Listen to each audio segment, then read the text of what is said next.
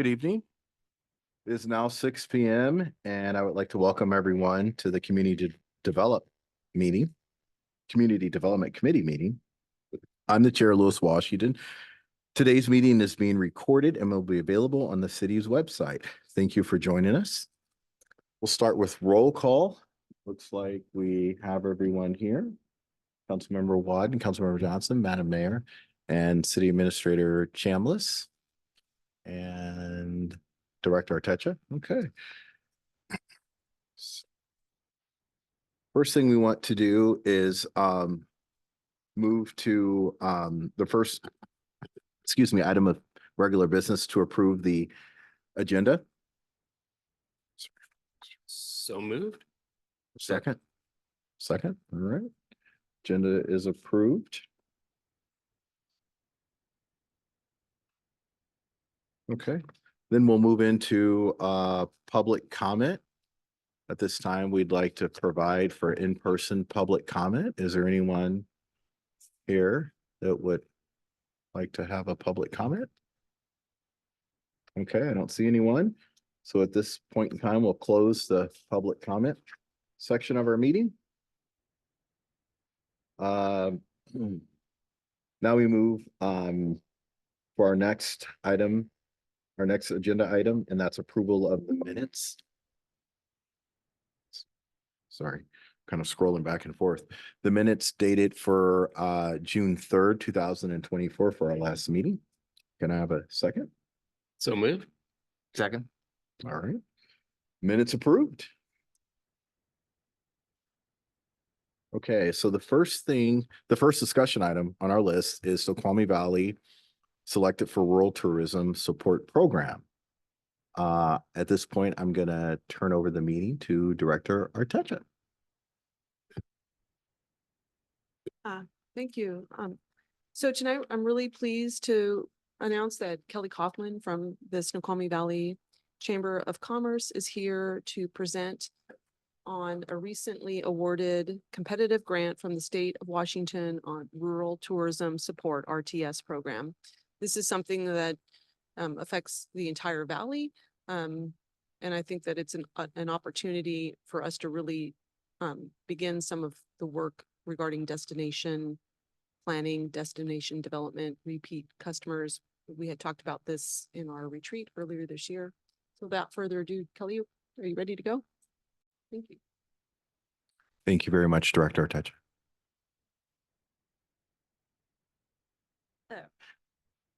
Okay, I'm Kelly Coughlin. I think everybody in here. And hang on, I'm trying to join as a panelist so you can see I didn't get it back up right. Okay. So let me join this.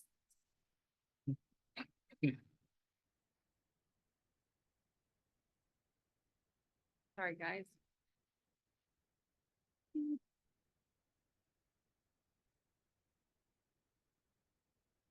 There you go. That's this.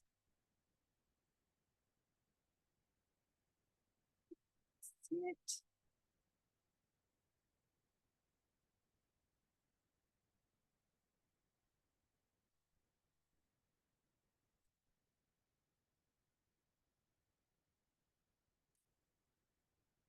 There you go. Okay. This is echoing, so is that gonna be a problem? Okay. It is muted. Okay, so anyway. Okay, so you guys, sorry about that. Technical, I'm not. So I am here to kind of tell you a little bit of the importance of the tourism in the valley and what the Snoqualmie Chamber has been doing. Snoqualmie Valley Chamber has been doing. So I'm hoping that you guys can hear this. We'll see if it plays. I want everyone to see this is what the chamber does. Oh, maybe not.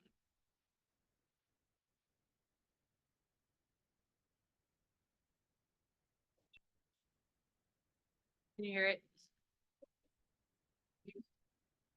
I can hear it, but I'm not sure if they can at home. Advocacy, taking issues to Olympia and local city governments on behalf of business owners. Third is responsible tourism.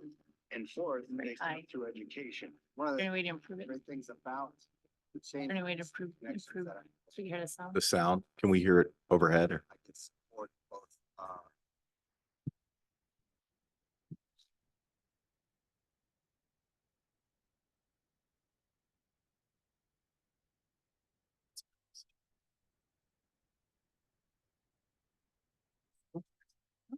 That's my real estate.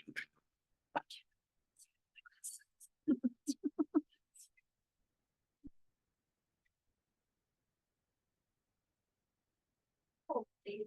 So sorry. Technical difficulties. It's worth waiting for. It is worth waiting for, so really good video. Absolutely. We're excited to see it.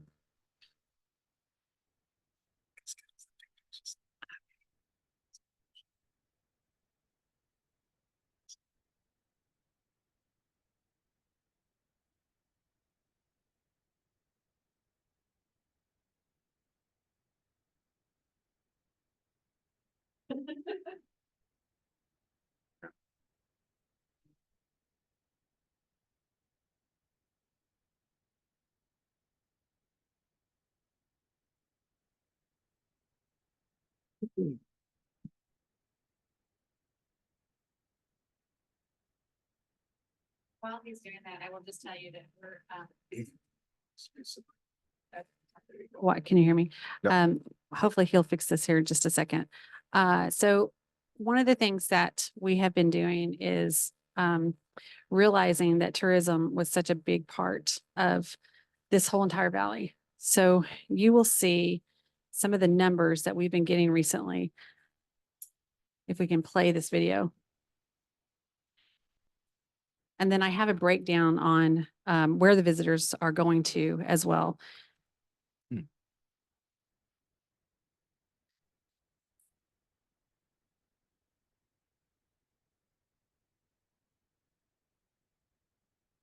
Oh, can we turn this off and let it?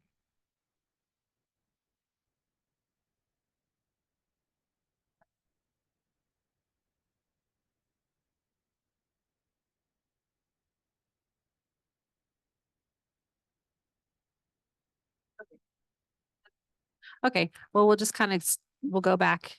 Yeah, share again, please. So basically, well, hopefully we can repair that and you guys can see the video here in just a few minutes. But the importance of it is to let you all know that we've been working extremely hard on trying to get the tourism figured out here. So we have had some really good things that have happened. We have created a lot of different guides that have come through. We've done, and you'll see that here in just a second. Oh, no, No volume. you can just play it and while it's playing, I'll kind of give a synopsis of it. Okay, so as you know, you can see we have a beautiful valley. It is pretty amazing. And one of the things that we have done really well is create different avenues for our tourists to find us. So we also, this is talking about our advocacy program that we do and you'll see the trains and everything that we've helped. I will send this out to you as well, so you can watch it, because I think it's real important for you to see some of the things that we have accomplished. It's basically going to talk about how the chamber has worked with the SR 18, how we have played a huge role in getting SR 18 where it is now. And we've also helped a lot of businesses, like this is Remlinger Farms. We've been able to get them into Infusion Bar and Grill for their pies, their beer in different spots throughout the valley as well. So we try really hard to make sure that that is done throughout the valley. It's important to us to have connections, and the connections part is where there's the SR 18. So I have gone and testified in front of the legislative committees, the transportation committee, and different ones like that over the past 7 years. This particular one that we've done, we also, this past year, there's me testifying. I testified for the 202 corridor as well, and the 203 corridor. We are trying to make some things happen with the 203 corridor and the 202. We have some big things that are happening with the 90 with the new fish passage that are about to come up. So 202 corridor is going to play a very important role in the next year. If you are aware or not aware, the fish passage will be create a big, huge mess on 90. So we were trying to come up with other ways. These are our guides. We do the wedding guide. The wedding guide has over, and you'll see, we've had over 1 million impressions, digital impressions on digital TV. We've also, we've done Twin Peaks. We have, if you haven't gone to this, it's visitsnowvalley.com. Majority of it all is Snoqualmie. We did the wedding guide, which had, here it is, downloads, 398,000 downloads on that wedding, which before we started this wedding guide, we had maybe, I would say maybe 50 weddings a year up here. What we did with the wedding guide, Nicole Wiebe actually went with me as well. We sat up and told everybody we could about the weddings. So this year we're at 332 weddings, which the economic impact on that for tourism is we're going to get the number on it. So we kind of estimate that it's probably about 30 to 35,000 people that are up here for weddings. And those guys, they eat, they stay the night, they put money into our different companies, different our bakeries, our different venues. So it's a big ordeal to have this wedding guide up here. I think there's even been up at the Snoqualmie Point Park, which has been a big impact for the city as well. So anyway, this is some of the stuff that we've done. So, and this is the end of that. So let me finish that.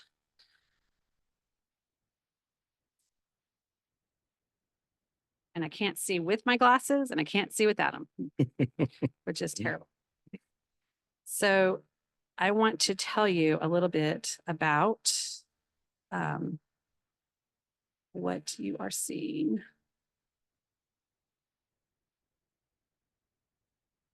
Ha. Okay. So if you can see this, I don't know if you can, but we have 13.7 million visitors that come up to the Snoqualmie Valley every year, but this is 10.1 million that I have all the data. There are a bunch more and I'm working on getting that. So I will tell you more of that.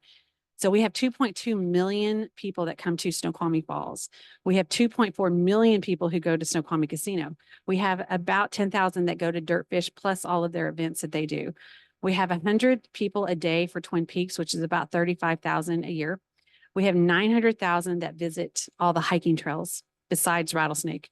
We have 50,000 that come to Boeing Classic. We have 350,000 that go for agricultural tourism, which means going and picking Christmas trees, pumpkins, flowers, and berry picking. We have 300,000 that go to Rimlinger Farms. We have 150,000 that go to the railroad. That's also including the museum. We have 700,000 people that go to this, that and it's owned by Seattle Utilities, the Rattlesnake Lake and their hike up there.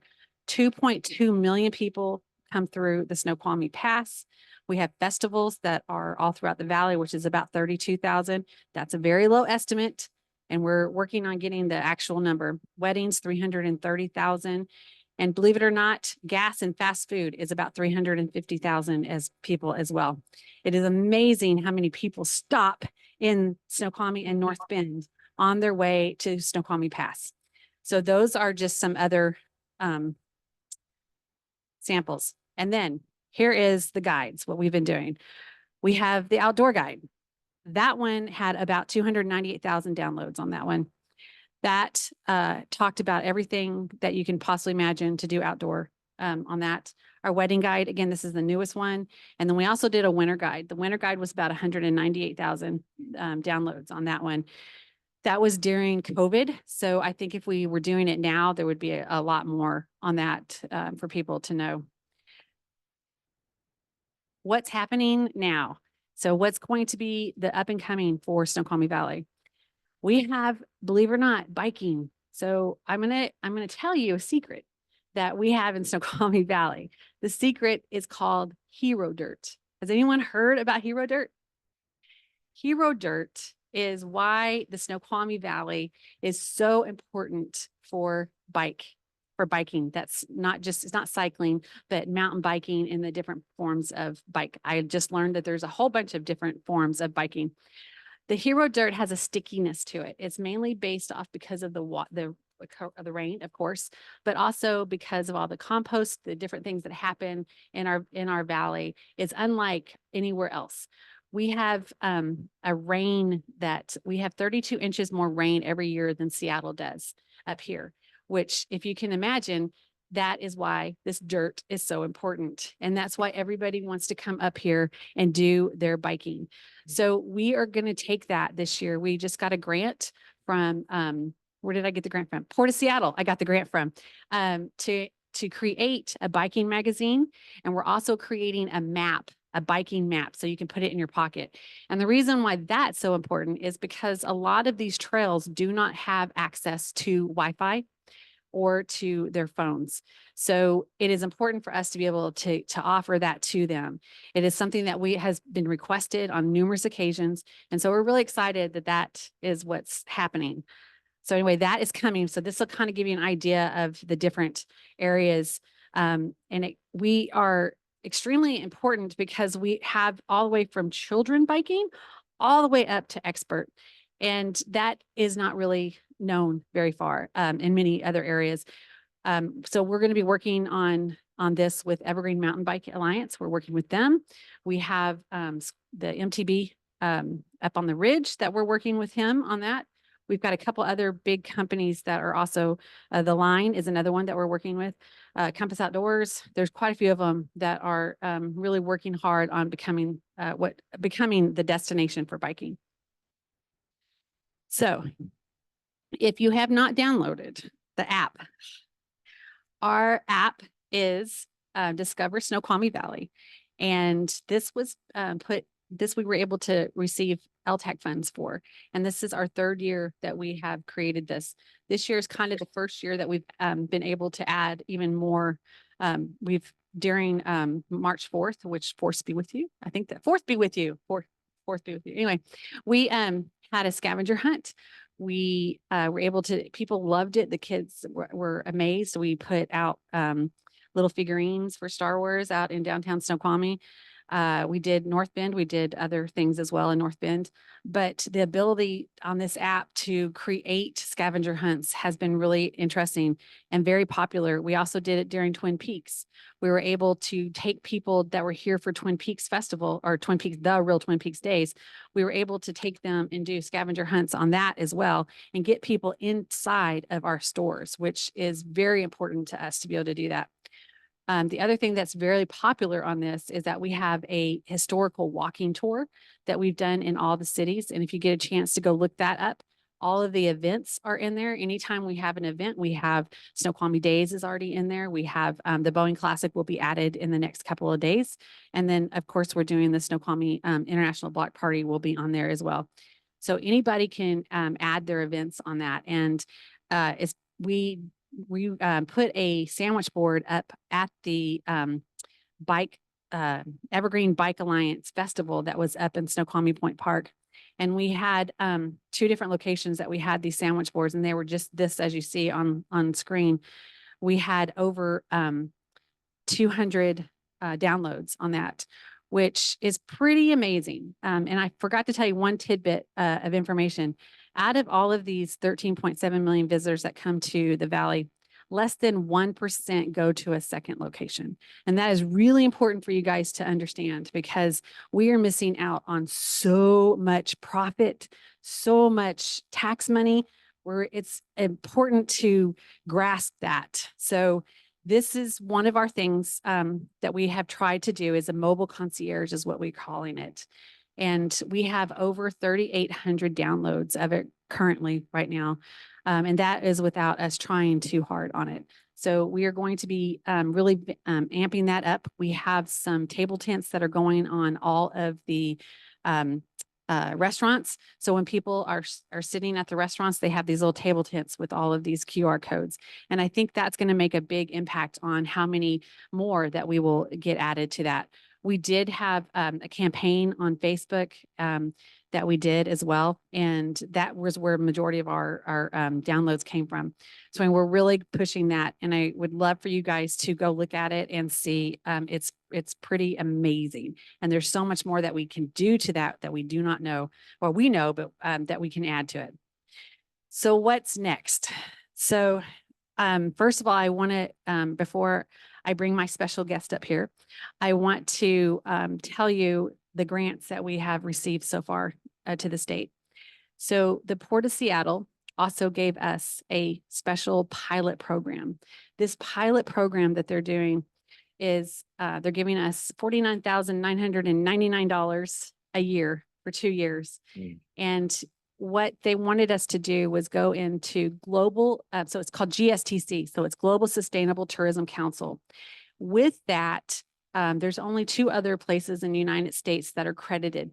We may not go for the accreditation, but the biggest part of this that you should know is our destination marketing organization is not going to be like any other destination marketing organization in the state of Washington.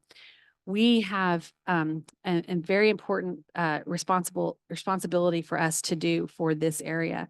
We are not Visit Issaquah, we are not Visit Seattle, and we are not Visit Bellevue. We are, and it's very important, our environment is very important for this area.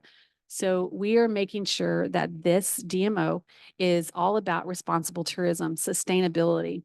So we will be asking people to come during the week instead of the weekend. We will ask people to use buses to come up to the trails. We will do more about making sure that people understand pack in, pack out, and just respect our lands that are up here. We had a huge issue during COVID where a lot of our hiking and biking trails were absolutely destroyed. And so we want to make sure that that doesn't happen anymore. We want people that the tourists that we want to attract here are that type of tourist. They are respectful to our lands. And so everything that you see out of our destination marketing organization will be that. It's very important to understand that. And so Port of Seattle just came up with that as well. So they have a sustainability, and they asked us to do this GSTC. And so we are hiring a contractor. His name is Joe Impevicon. And with that, he comes, hopefully we get through this year, we start steering committees, and we figure out exactly what we need to do. And then from there, and you'll hear from my guest a little bit more about what Washington Tourism is doing with us. But with that, we'll have next year to be able to figure out how we can have a sustainable DMO. And when I say that, I want you to realize that the Salish is now under reservation. It is a tribal nation, and so is the casino. So what that means is we do not get LTAC funds from that. And that is what most of our DMOs throughout the entire country get their money from, is through LTAC funds to be able to sustain their DMO. So ours is going to be different, and we're going to have to find different ways to come up with that funding mechanism. But what it means for the city of Snoqualmie is future growth in sales tax and future growth in hotel stays and future growth in all of our business owners actually making a profit. And that is what our goal is why we're doing this. And so now I want to, really quick, I want to introduce Matthew Ozuna. I can't ever say it, Ozuna. He is with Washington Tourism, and I would like for you guys to hear from him on what they're going to be doing for us.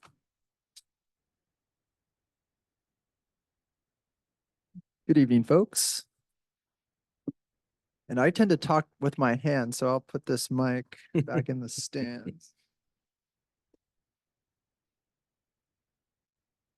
Okay, can you hear me now? Is that good? Loud and clear. Okay, yes, Matthew Ozuna, State of Washington Tourism, Destination Development Manager. So I'm in the business of going around the state and improving or enhancing tourism assets, whether that's the environment, helping local businesses with best practices, just connecting all of the dots, or doing a better job with destination planning and policy. So that's kind of what I do in a nutshell. I also I wear a few other hats at my job at Destinations, or excuse me, State of Washington Tourism. You also see me online once a month for an industry education webinar series where we focus on an issue or skill within the tourism sector to help tourism professionals, but also other tourism stakeholders hone their skills or to kind of become more aware of a certain trend or issue in the tourism sector. I also help with another colleague on the destination development team with a number of grants, and I'll be talking about some of those grants today as well. State of Washington Tourism was awarded a $3.5 million destination planning and development grant package through the Department of Commerce. These were federal funds left over from the pandemic that will help with industry recovery. So some of those funds are allocated to the RTS program right here in Snoqualmie Valley. Previously, those were industry funds that State of Washington Tourism utilized in Eastern Washington and Northeast Washington, North Central Washington, and most recently in the Walla Walla Valley, Southeast Washington. So this is the fourth program, or the fourth cycle, I should say, of the RTS program. I should spell that out. Rural Tourism Support Program, RTS program. And I'll also say some folks kind of get hung up on the word rural. It can also mean regional. For instance, we're not focused on Snoqualmie specifically or North Bend. We're actually interested in the entire valley or a county or a number of counties that we connect through tourism assets and really try to spread visitors around that regional destination. So if we spread visitors around, we spread their spending around as well.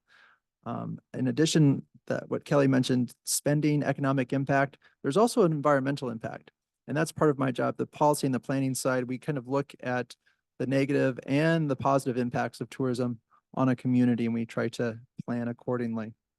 So that's a little bit about me and my background. Well, I should also say I'm from Eastern Washington, but I have spent quite a bit of time hiking in this area. I'm not much of a winter sports guy, but I've hiked quite a bit on top of the pass. I've done the Pacific Crest Trail. So I spent a lot of time on Snoqualmie Pass on the Pacific Crest Trail. But I'm looking forward to a long relationship with you all in this valley. And when I say long, I mean 10 years. And I'll also get into that a little later. So enough about me. Let's talk about the RTS program. Oh, yes, please. Yes.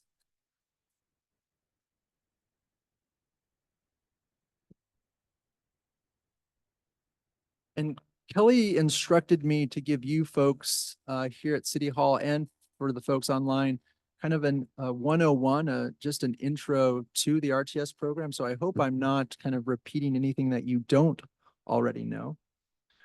We'll go to the next slide.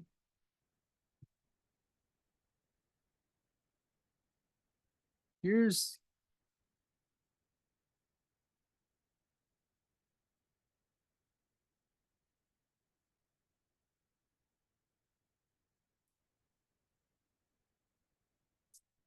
all right, excellent. Okay, folks, like I said, the Rural Tourism Support Program, RTS program, this is in its fourth cycle. State of Washington Tourism does more than just market the state. It helps develop its assets and helps manage visitation and helping to spread visitors around and visitor spending around to rural parts of the state. So like I said, I was in Walla Walla recently, Northeast Washington, North Central Washington, and now here in the Snoqualmie Valley. The Snoqualmie Valley received this program after a competitive selection with other regions across the state. And this is the start of a long-term relationship, an investment in 10 years, really, and of $150,000 in total. So like I said, the first 2 to 3 years are critical. But then you'll have a connection to state of Washington tourism and destination development for the length of your 10-year vision. So the RTS program includes a statement of intent, what we are doing in this area, what work we are doing, focus on key areas in destination development and product development, tourism development, in another word. And those could range from agritourism, outdoor recreation, destination stewardship, kind of what Kelly was alluding to towards environmental stewardship, helping mitigate the negative impacts on the environment that tourism sometimes has. But then we kind of dive a little deeper into specific tourism projects, action plans, and working groups that are funded from State of Washington Tourism, but also require a match in the community. And I'll talk a little bit more about that later. There's also a framework of local tourism stakeholders, leaders really, that helps shepherd this work and the funding throughout the 10 years. And this destination leadership team, or what's happening now, is a steering committee. That steering committee is a sounding board really of tourism stakeholders. And when I say stakeholders, that's a broad term to mean anyone from a tour operator, a hotelier, a restaurateur, and even you folks here on city council elected officials. So this steering committee will help guide our project, our program in phase 1 and phase 2. It will evolve in phase 3 into the destination leadership team or network, a network of industry or tourism stakeholders that can bounce ideas around, best practices, funding options, research and data to help steward this entire plan and program. But momentum was really key. And so kind of what we saw in Kelly's application and in other destinations around the state that are involved in the RTS program, it's one thing to have a problem. It's quite another to address the problem with a long-term commitment of time and energy and funding and critical and creative thinking. So that's how the application here in the Snoqualmie Valley stood out, especially with the help from the Port of Seattle and their push for destination stewardship and environmental awareness. Here's a good visual, and it's not what we'll be doing date by date in Snoqualmie Valley, but we'll do something very similar. This, I think, came out of Walla Walla, or it might have been the RTS program before that, but you'll see the phase 1, phase 2, phase 3. You'll kind of see the rough timeline over the course of 8 to 9 months that this program, at least the early phases of this program, take place. And then I mentioned the action teams earlier, the specific projects, the key focus areas that the community and the industry decide to focus on. These action teams in phase 3 are also grant projects that State of Washington Tourism funds as part of this program. So let me tell you a little bit more about the phases in more detail. Phase 1, building the foundation, we'll be starting that very soon. As a matter of fact, we're actually starting it now. We've had a number of meetings with Kelly and the RTS facilitator. So I should also just back up a little bit, folks. It's not just State of Washington Tourism, but we have an army of contractors, industry professionals, experts, if you will, that will kind of come into the Snoqualmie Valley and help with the community workshops and help analyze the data and help us with recommendations for this area. We partner with Kristen Dahl. She is the founder and CEO of Cross Current Collective. It's located in Hood River, Oregon, but before she was her own consulting firm, Kristen was the VP for Destination Development at Travel Oregon. So she was kind of a leader in destination development in the United States when it came to a community approach to tourism development, especially in rural areas. So Washington State Tourism is fortunate to work with her and learn from her right here in our state. So Kristen's our primary contractor. She will then hire based on feedback from Kelly and the tourism stakeholders in the Snoqualmie Valley, a number of subcontractors that will specialize in ecotourism or environmental tourism, nature tourism, mitigating the negative impacts of tourism on the environment. So we'll kind of hone our community workshops as the program progresses. And with that, our recommendations at the end of the program. But first, we're trying to recruit a solid team of tourism stakeholders to form the steering committee.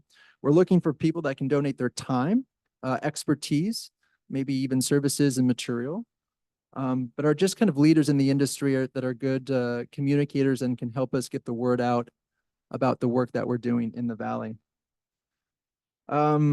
Destinations, sustainable development. Kelly mentioned that. Sustainable tourism, responsible travel. That will be a key pillar of the work that we do. We'll always keep that in mind here in the Snoqualmie Valley, but elsewhere in relation to the RTS program.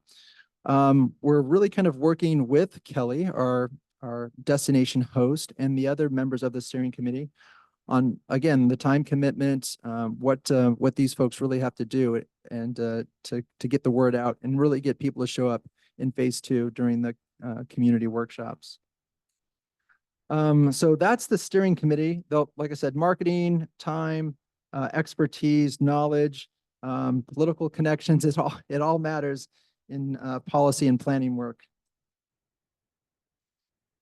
And so when we have those folks in place, we have our dates and times set and our locations, we hold our community workshops. These are open to the public. So it's not just tourism industry folks, but it's residents as well. Educators, students, young professionals trying to get into the industry, business owners that want to better their businesses and kind of connect all of the dots in the tourism ecosystem. Through phase 2, like I said, the community workshops and the meetings with, I should have said, we're also conducting interviews and focus groups with a number of key tourism stakeholders in the Valley. I should mention that earlier. So with these interviews, focus groups, the community workshops, we work towards a 10-year vision of what tourism would look like in the community. We understand how to get there. We know our tactics, our goals, our funding sources to get it done. And we are kind of connecting all of these things to that 10-year vision. Phase 3, the projects, the grant projects that will happen most likely in the first quarter of next year and the second quarter of next year. So this summer into the fall will be a lot of the planning, the community workshops, interviews, focus groups, and then people will kind of roll up their sleeves and get to work with grant funding and on these specific projects. By phase 3, the steering committee that I mentioned earlier will evolve into a destination leadership team or network that will kind of be chaired, hopefully, by the chamber or another entity, a regional DMO that Kelly's mentioned earlier. I won't go. Oh, I'm sorry, folks. I meant to talk about 3. I was looking at on my screen and not with my clicker. So that was phase 3. I'm sorry. I'll move to community leadership. This is what we're looking for in that steering committee. Kelly is the convener. We're working with her to find space in the community to host a number of meetings with the steering committee. We'll hold some in-person meetings and we'll hold some virtual. I mentioned the community workshops. We're also looking for venues in the community for those as well. Those are all-day workshops, and they include a catered lunch from State of Washington Tourism. Those workshops include speakers from State of Washington Tourism, like myself, our contractor, and those subcontractors that I mentioned earlier, the professional experts in tourism. Sorry, just a quick question. Sorry, can you go back? Oh, you're going to talk about it here. My question is the steering committee, how is it formed? How is it formed? We work with Kelly and a few other key tourism leaders to, actually, I mentioned it right here. There's the winning formula. So it's a cross section of the community. It's not just the industry, but we're kind of looking for nonprofit organizations, educational institutions, academics, students. We're looking for tribal participation as well. Also with some local government officials, other offices, and transportation is key. We have about, I think we're looking at a 20 to 25 person steering committee that might whittle itself down over the course of the program to around 20, but that's okay. Like I said, these folks commit for phase 1 and phase 2, which is essentially from now. Our first virtual meeting will happen on Thursday, as a matter of fact, now until the end of the year, until this committee helps us focus in on the grant projects and the building blocks towards the 10-year vision. Which cities does this include? Carnation, well, all the way up to the pass.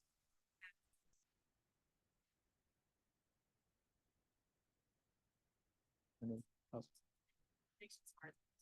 Okay.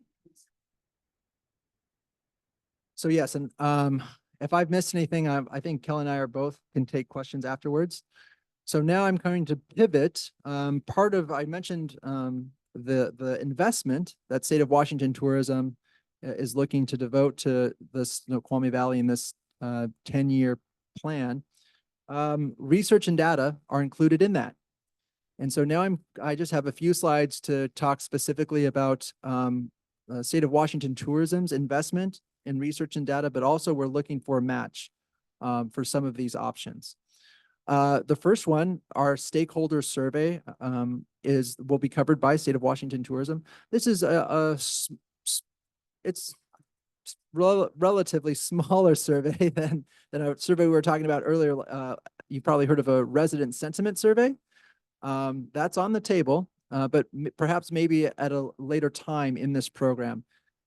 State of Washington Tourism will cover this survey for $5,000. And it's really aimed at folks within the tourism ecosystem, not just folks working in it, working at your hotels and restaurants, but also folks connected outside of it, just slightly. Maybe it's educators or young people trying to break into this workforce, or elected officials or lodging tax committee that help with its regulation or guidance of these tourism assets.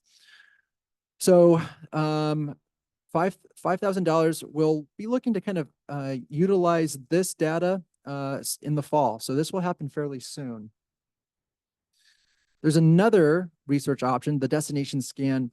For simplicity's sake, this is just a way for Kelly and the tourism stakeholders in the Valley to gather all of the information that's out there, any kind of data points, surveys, economic impact, online reviews, anything and everything that's related to travel and tourism.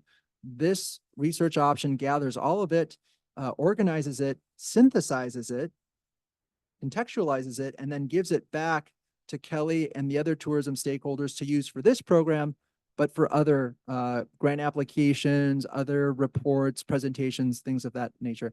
And that's it's a small investment from tourism stakeholders in the Valley. They just have to match $2,500 from State of Washington Tourism.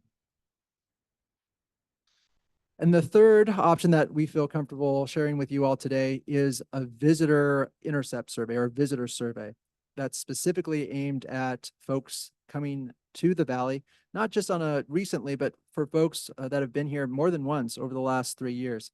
This survey will live online. It will be a digital survey. It's not the kind of paper and pencil clipboard visitor intercept survey that you've probably heard about in the past. But there is an intercept survey or an intercept component of this survey. And that we've been kind of negotiating with our contractor, the primary contractor that I mentioned earlier, Kristen Dahl and Cross Current Collective. She also kind of pulls in another subcontractor for survey design and data analysis and presentation. That subcontractor is Echo Northwest. It's based in Portland. We've worked with that organization or that business for some time now over the last 4 cycles of the RTS program. So there is a cost involved with actually paid people we're thinking maybe 3 sites in the Snoqualmie Valley to intercept visitors, to let them know what the survey is about. It should be short and quick and simple, less than 5 minutes. There is a drawing, an incentive to get folks to take the survey. There'll be QR codes plastered around town, and we'll try to get all of that out to visitors at various tourism stakeholders throughout the valley. And all of this, whether it's the online survey or the component that inquires the intercept, it's all 50-50 split from State of Washington tourism and folks here in the Snoqualmie Valley tourism stakeholders or city councils willing to foot the bill. And that's it. I tried to not go into too much detail, but I'm happy to take any questions if I need to clarify anything.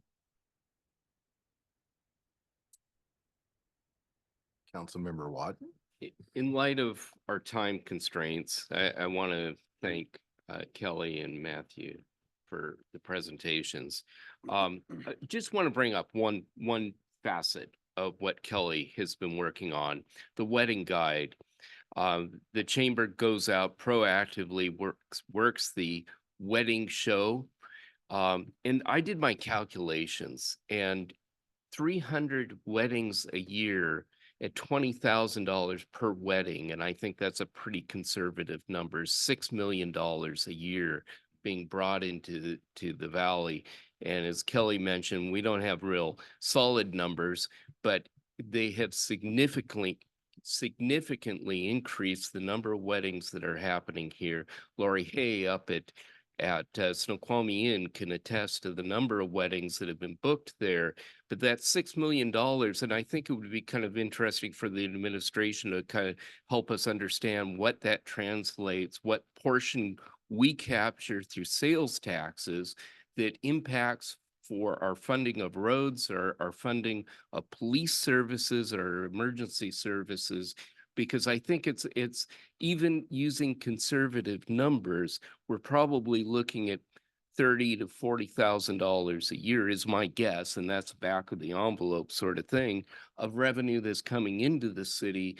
And it's like, okay, if we can kind of get our head around that, we can say, you know, putting a little bit of investment, knowing that the chamber and the Port of Seattle have given money to make the wedding guide is just one of the guides happen. I think the other piece to it is we definitely have to bring in the Snoqualmie tribe to the picture, because they are going to be a benefactor as well as the rest of the valley. And it's kind of, you know, this good neighbor thing that we need to look at. So I just want to thank Kelly, thanks Stephen for coming in and making this presentation. Thank you, Councilmember Juan. Great point. Madam Mayor. Thank you for the presentation. I think this sounds like an excellent program.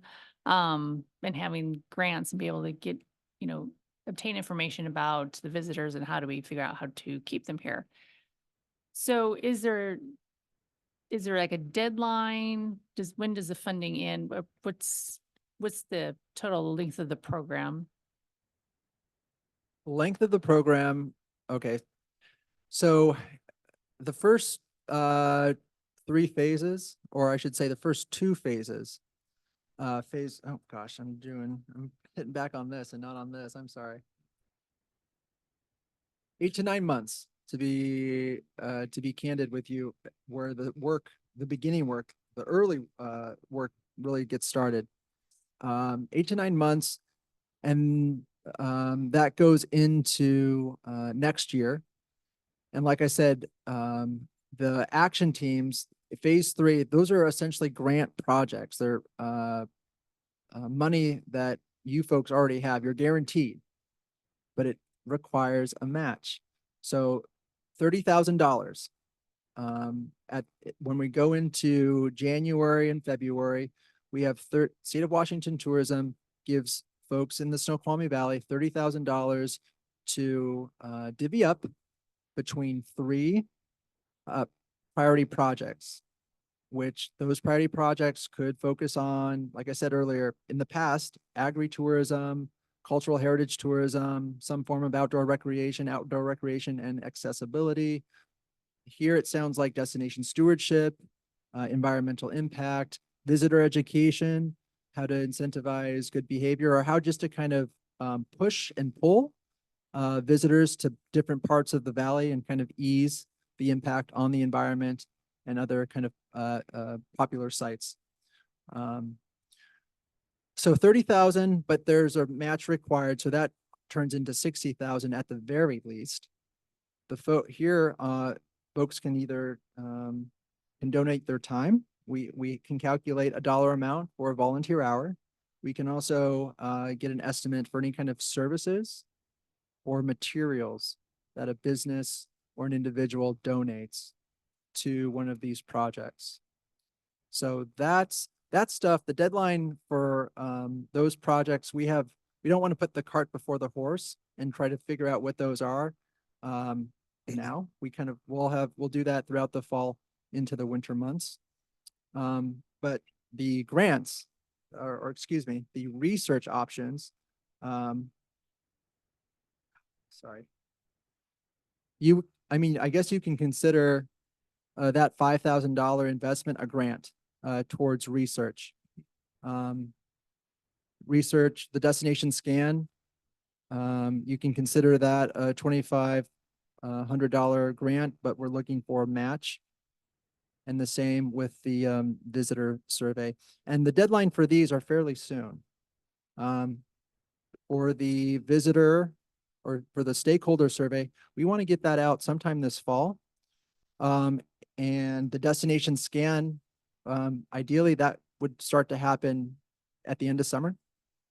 And the visitor survey, we talked about that. We would love to do, we would love that to run between mid-August and mid-September. And we're looking kind of for the intercept portion. We're looking at Snoqualmie Falls, the Railroad Museum, and which farm?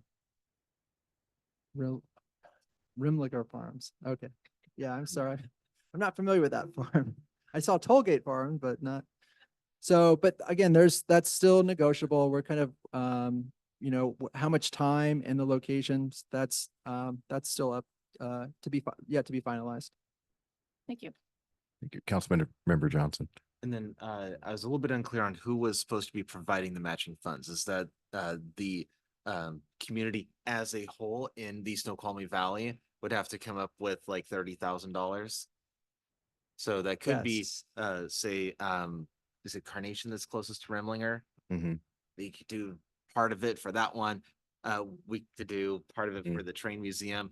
The tribe could do part of it for the falls, something like that. Yeah. Okay, so it's not just us. And we are, I'm sorry, Madam Mayor, go ahead. for that. We are working on our biennial budget now, so we need to figure out how much funds that we would be providing, as well as resources, other types of resources. And this is also, perfect for our Economic Development Commission to also discuss, because they're certainly focusing on tourism. So there might be different projects and stuff that they see that we would need to do, or hopefully do, in Snoqualmie. So it'd be great to have a presentation and bring them into the discussion. But Is this a presentation that you would present to EDC? Yeah, and I'm happy to leave you these slide deck as well. So you have the actual facts and figures with you and the numbers to think about. I would also ask just for clarity on those dates and the amounts to the administration.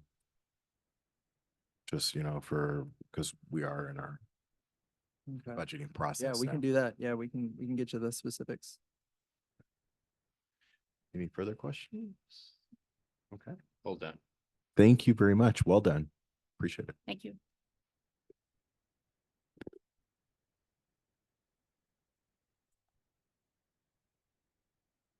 Chair.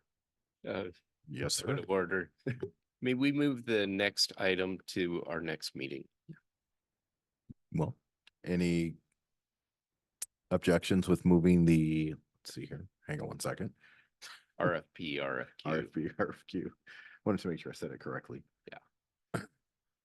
Um, Sorry. one thing on that, and also, we should probably just call it that in the agenda.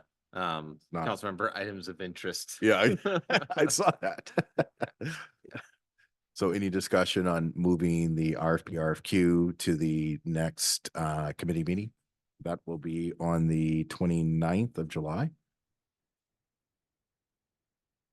Okay, so we'll move that item to the next agenda meeting. And if there's no further business, I will entertain a motion to adjourn. Wait a minute. Wouldn't that be a third Monday? Or fifth Monday. Well, The fifth yes, Monday. yeah, that's what I meant. So, yes, a third meeting in the So- same month, so it'd probably be the fifth That, of would that August. be Sorry. August? Yeah. Is that correct? Is that correct? Okay, so Yes. let's make sure I got that. Yep, that'd be the fifth of August. Fifth of August. Okay. So we will be moving that item to the fifth of August, as opposed to the 29th of July. So if there is no other further business, then I will entertain a motion to adjourn today's committee meeting. I moved. Second. All right. Motion passes. We're adjourned 6:56. at 6:56.